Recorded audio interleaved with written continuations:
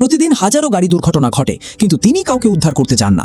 এর পরিবর্তে তিনি রাস্তার ধারে পড়ে থাকা লোহার পেরেক তোলার জন্য ব্যস্ত হয়ে পড়েন।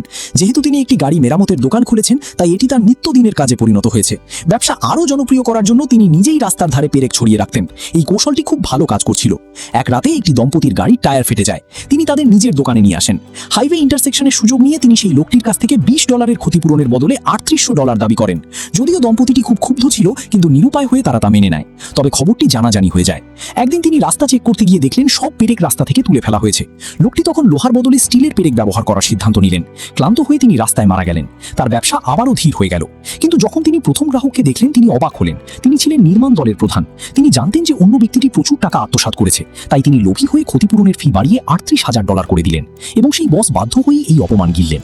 এরপর থেকে মেরামতের দোকানটি আরও ভালো চলতে লাগলো। দম্পতিটি খুব আরামদায়ক জীবনযাপন করতে লাগলো। তারা শুধু বন্ধকই শোধ করেনি, একটি ভালো গাড়িও কিনেছে। লোকটির মেজাজ ছিল খুব উগ্র। সে ভাবত গাড়িটি তার নতুন গাড়ি, কিন্তু যেমন বলা হয় ভালো কাজের পুরস্কার পাওয়া যায়, সে তার কৃতকর্মের